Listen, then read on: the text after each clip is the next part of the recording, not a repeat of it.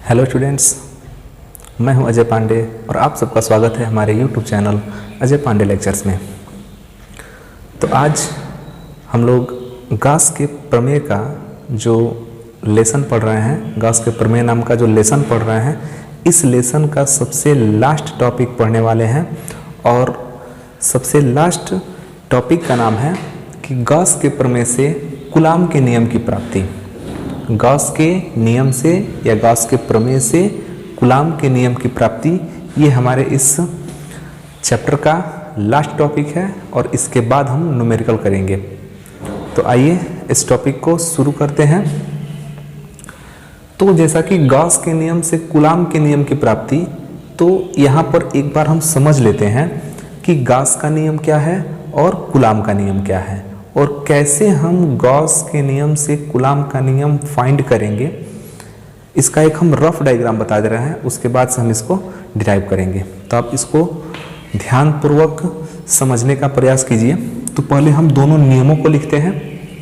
तो जैसे कि गॉस का नियम है phi E equal to Q by epsilon not, ये हमारा गॉस का नियम है। और अगर कूलाम के नियम की बात करें तो कूलाम का नियम क्या बताता है कि दो आवेशों के बीच लगने वाला आकर्षण या प्रतिकर्षण बल को बताता है।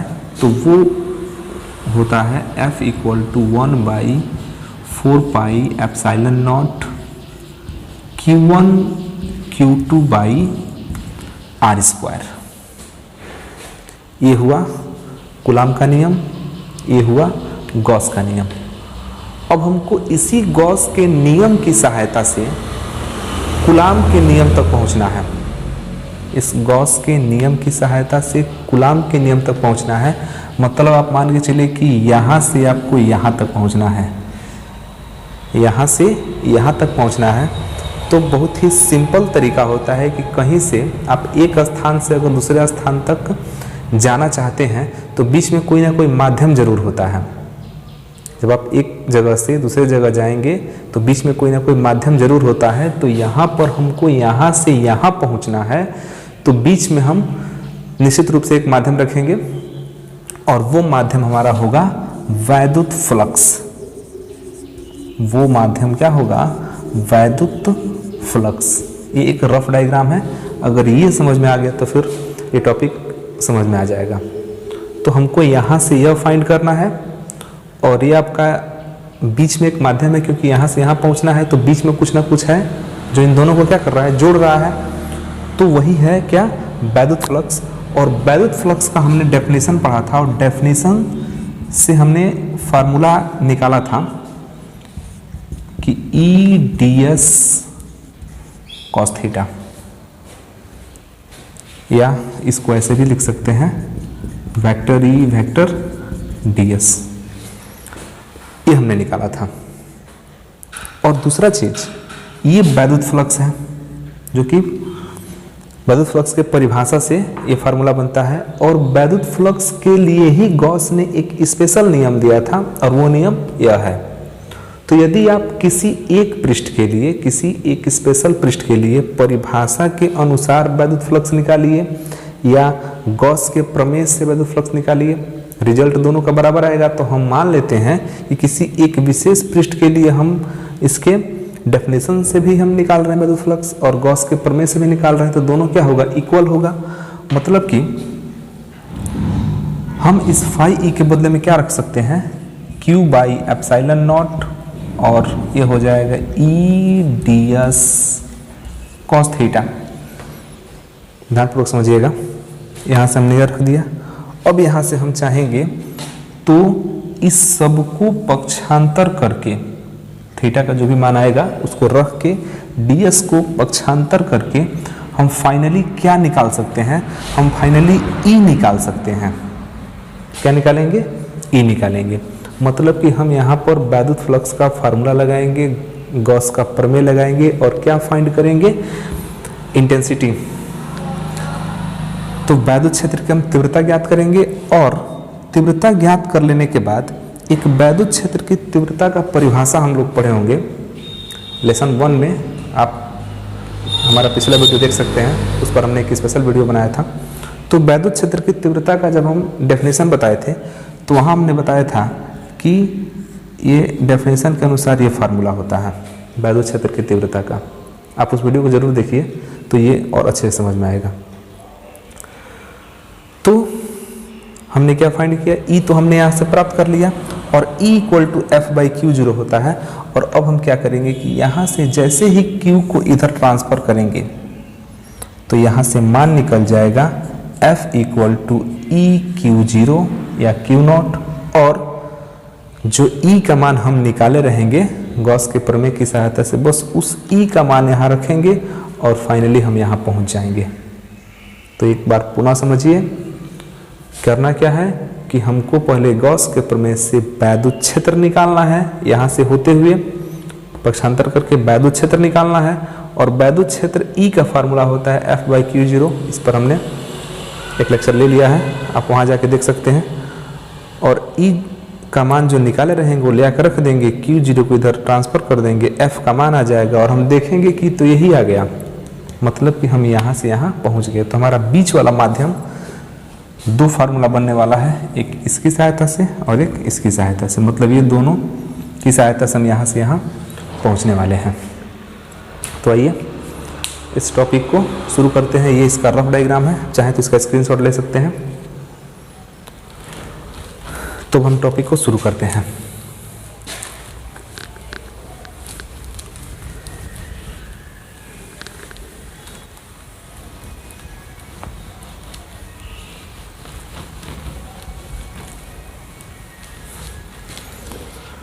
तो जैसा कि हमने बताया कि हमको सबसे पहले क्या निकालना पड़ेगा, वैद्युत क्षेत्र की तीव्रता E का मान निकालना पड़ेगा।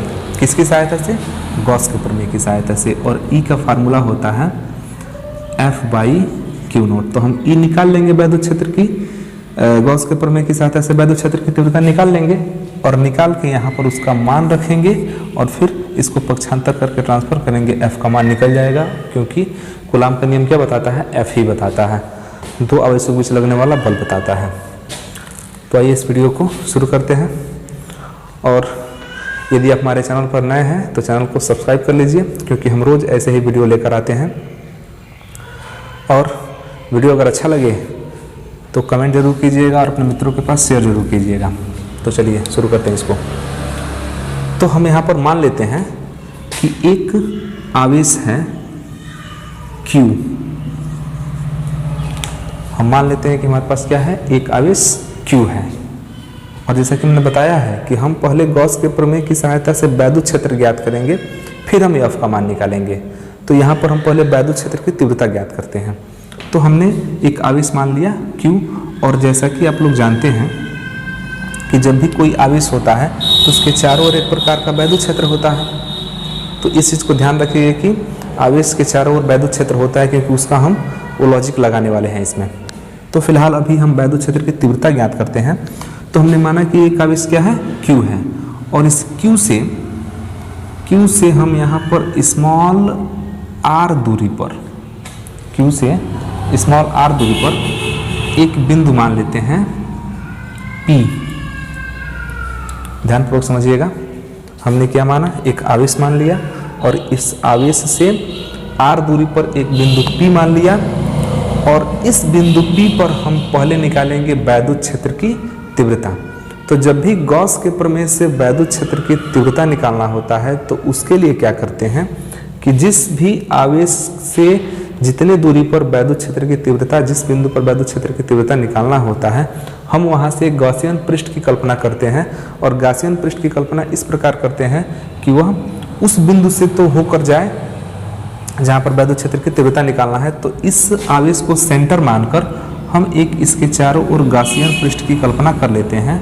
और गॉसियन पृष्ठ की हमने कल्पना कर लिया, थोड़ा सा गोल बने, चलिए ये सही मान लीजिए, यहाँ पर है, ये आपका Q है, और यहाँ एक बिंदु P है, और यहाँ पर हमको वैद्युत क्षेत्र की तीव्रता ज्ञात करना है। किसकी सहायता से,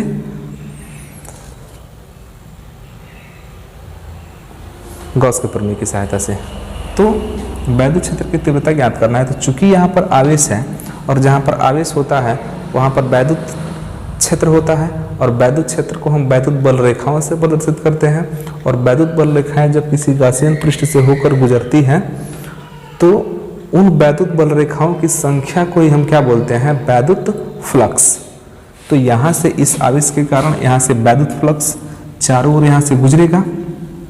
तो हम यहाँ पर पहले कुल वैद्युत फ्लक्स निकालेंगे, क्योंकि जब भी हम लोग वैद्युत क्षेत्र की तीव्रता निकाले हैं तो वहाँ पर वैद्युत फ्लक्स की सहायता से ही वैद्युत क्षेत्र की तीव्रता निकाले हैं। क्योंकि वैद्युत फ्लक्स का जो फार्मूला होता है तो उसमें ये वैद्युत क्षेत्र की तीव्रता जरूर आता है। तो इसलिए हम वैद्युत फ्लक्स निकालते हैं, क्योंकि जब वैद्युत फ्लक्स निकालेंगे तो उसमें ई ऑलरेडी आएगा, और जब ई आएगा तो बस पक्षांतर करके ई का मान निकाल लेते हैं। तो इसलिए हम पहले क्या निकालते हैं, वैद्युत फ्लक्स निकालते हैं। तो मतलब कि संपूर्ण गॉसियन पृष्ठ से वैद्युत फ्लक्स निकालना है। तो संपूर्ण गॉसियन पृष्ठ से वैद्युत फ्लक्स निकालने के लिए सबसे पहले एक छोटा सा क्षेत्रफल अवयव हम ले लेते हैं। तो वो हमारा सबसे छोटा सा क्षेत्रफल अवयव हमने क्या ले लिया, ds। और जैसा कि वैद्युत क्षेत्र की तीव्रता की दिशा कहाँ होगी, यहाँ बाहर की तरफ होगी, और जो क्षेत्रफल सदिश हम यहाँ पर मानेंगे वो हमारे द्वारा लिए गए क्षेत्रफल का कैसा होगा, लंबवत होगा। तो इसकी भी दिशा ऐसी ही हो जाएगी इस तरह से। और चूंकि दोनों की दिशा एक ही तरफ है तो इसके बीच का कोण यहाँ पर क्या बन जाएगा, 0 डिग्री। मतलब कि इस संपूर्ण गॉसियन पृष्ठ से वैद्युत फ्लक्स निकालने के लिए हम क्या करते हैं कि पहले छोटे से क्षेत्रफल अवयव से गुजरने वाला वैद्युत फ्लक्स निकाल लेते हैं और फिर उसका समाकलन कर देते हैं, तो संपूर्ण पृष्ठ से गुजरने वाला वैद्युत फ्लक्स निकल जाता है। तो चित्र हमारा ये तैयार है, और हम इस छोटे से क्षेत्रफल अवयव के कारण जो है पहले वैद्युत फ्लक्स निकालने जा रहे हैं। तो इस चित्र के बारे में आप लिखेंगे क्या, आप लिखेंगे इस प्रकार, क्योंकि हम लिख नहीं रहे हैं, वीडियो काफ़ी लंबा होगा, हम बोल रहे हैं, आप लोग नोट्स बना सकते हैं लिखकर। तो हम लिखेंगे क्या, ध्यान से समझिएगा। हम लोग लिखेंगे कि माना Q एक धनावेश है और Q से स्मॉल r दूरी पर एक बिंदु P स्थित है जहां पर वैद्युत क्षेत्र की तीव्रता ज्ञात करनी है।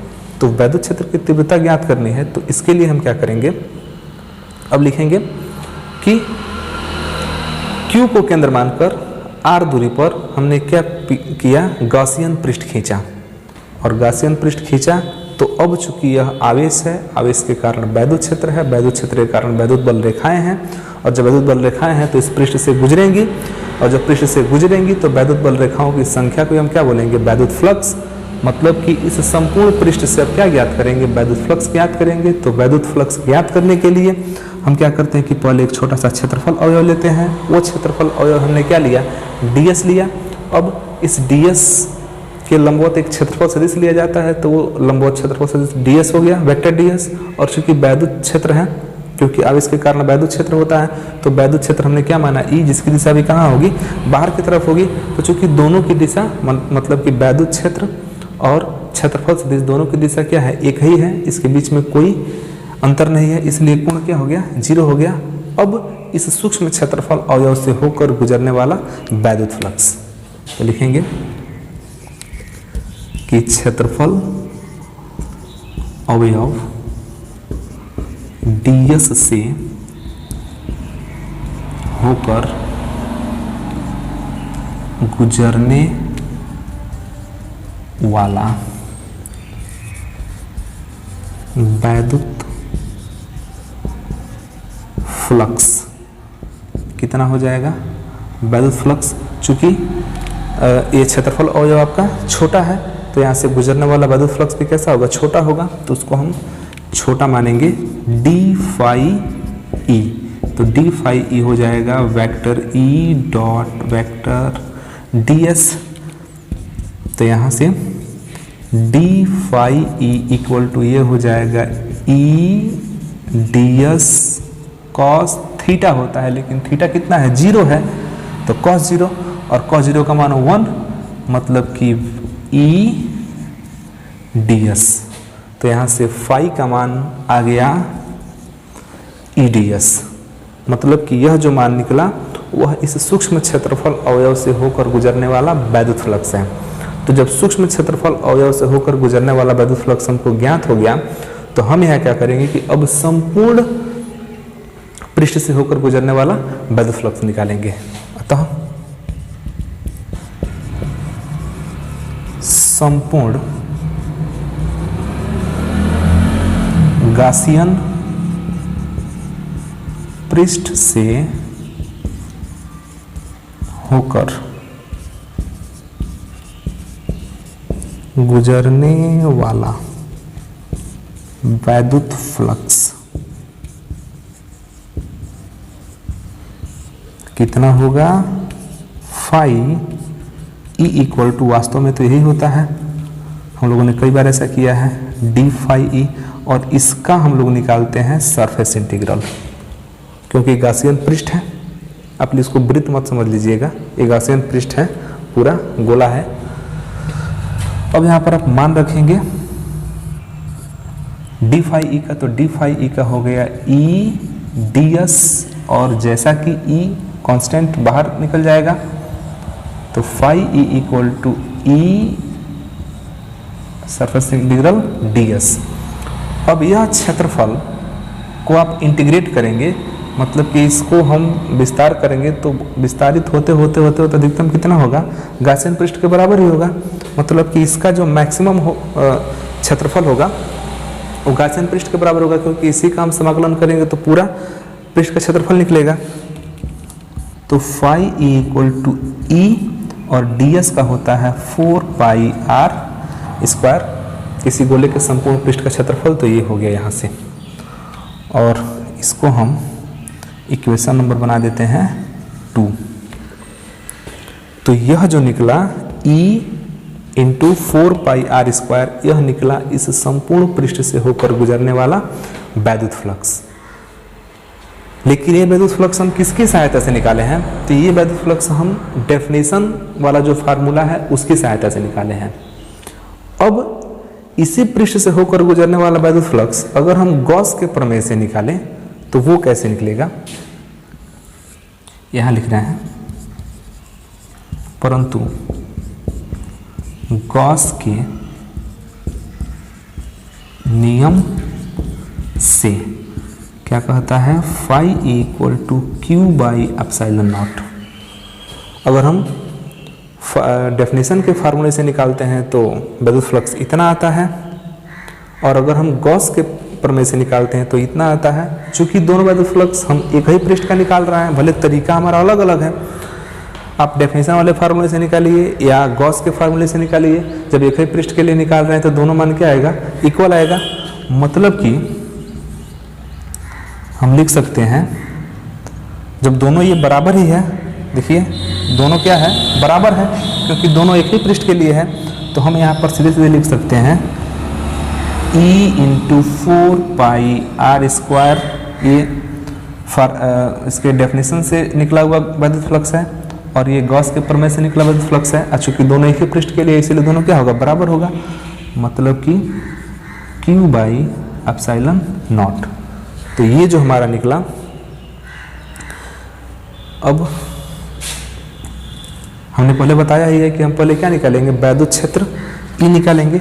तो अगर आप यहाँ से वैद्युत क्षेत्र E निकाल देते हैं तो E निकल जाएगा, ये चला जाएगा नीचे, तो निकलेगा Q by 4 pi R square epsilon not, 4 pi R square epsilon not. इसको थोड़ा सा ऐसे लिख सकते हैं, E इक्वल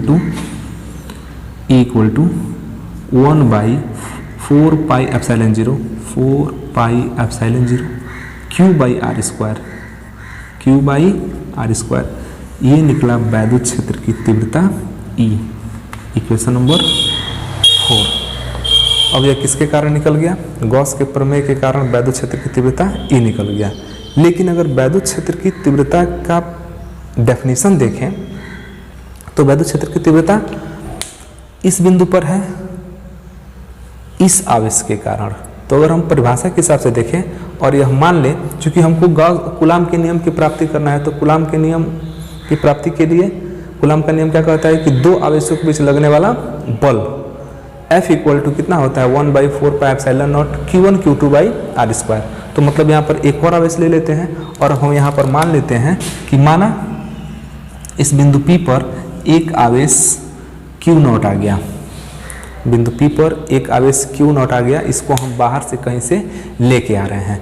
तो चूंकि हमने शुरुआत में ही बताया है कि Q आवेश है, तो इस आवेश के कारण चारों ओर क्या है, एक प्रकार का वैद्युत क्षेत्र है। और इस वैद्युत क्षेत्र में यदि हम बाहर से किसी अन्य आवेश को लेकर आते हैं तो वह आवेश एक प्रकार के आकर्षण या प्रतिकर्षण बल का अनुभव करता है। ऐसा हम लोग पिछले वीडियो में, पिछले लेसन में पढ़ चुके हैं कि जब भी किसी वैद्युत क्षेत्र में आप किसी अन्य आवेश को लेकर आते हैं तो वह आकर्षण या प्रतिकर्षण बल का अनुभव करता है। तो बिंदु P पर हमने वैद्युत क्षेत्र की तीव्रता निकाल दिया है और अब हम क्या कर रहे हैं कि बाहर से एक आवेश को इसी बिंदु P पर ले आ रहे हैं। तो जब बाहर से एक आवेश को, आवेश हमारा कौन है, Q0 है, इसी आवेश को बिंदु P पर ले आएंगे तो निश्चित रूप से इस आवेश के कारण अब यहाँ पर या तो आकर्षण बल लगेगा नहीं तो प्रतिकर्षण बल लगेगा, लेकिन एक बल जरूर कोई ना कोई लगेगा। तो हम मान लेते हैं कि वह बल कितना है, F है। हमने माना कि वह बल कितना है, F है। तो हम किस आवेश को लेकर आ रहे हैं, Q0 आवेश को। तो यहाँ पर मान लेते हैं कि माना Q0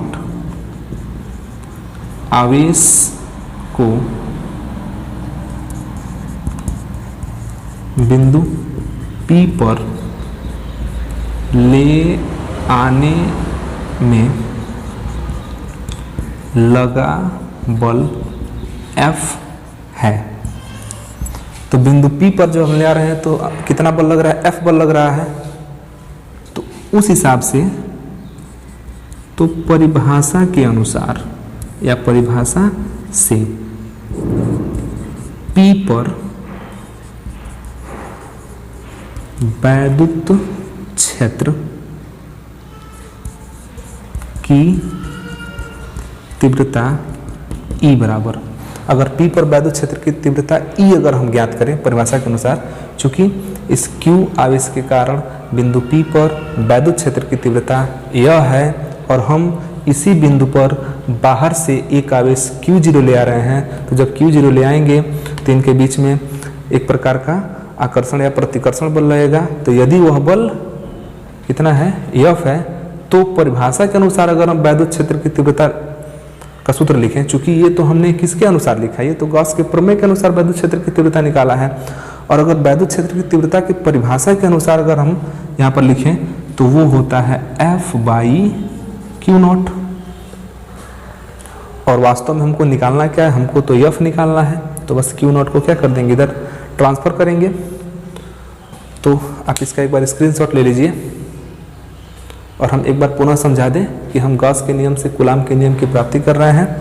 मतलब कि गॉस के नियम से क्या प्राप्त करेंगे, कूलाम का नियम। तो गॉस का नियम होता है phi E = Q/ε0 और कूलाम का नियम होता है 1/4 pi epsilon 0 Q1 Q2 by R square. तो यहाँ से हमको यहाँ जाना है, गॉस से कूलाम के पास जाना है। तो इसके लिए हम क्या करेंगे, पहले गॉस की सहायता से वैद्युत क्षेत्र की तीव्रता हम निकालेंगे। तो गॉस के प्रमेय की सहायता से ये प्रोसेस हम लोग कई बार कर चुके हैं, पिछले वीडियो में हम लगातार इसको करते आ रहे हैं। तो ये प्रोसेस लगातार कई बार किए हैं। तो गॉस के प्रमेय की सहायता से हमने क्या निकाल दिया, वैद्युत क्षेत्र की तीव्रता। और जब वैद्युत क्षेत्र की तीव्रता निकल गई तो हम वैद्युत क्षेत्र की तीव्रता परिभाषा के अनुसार अगर देखें कि किसी वैद्युत क्षेत्र में किसी अन्य आवेश को ले आने पर लगने वाला बल अगर F हो तो उस बल और उस आवेश को के अनुपात को हम क्या कहते हैं, वैद्युत क्षेत्र की तीव्रता कहते हैं। ऐसा हम लोग पहले पढ़ चुके हैं। तो अब बहुत सिंपल है कि E = हो गया F/Q0। बस हमको करना क्या है, यहाँ से F का मान निकाल देना है। तो इसको हम मिटा दे रहे हैं।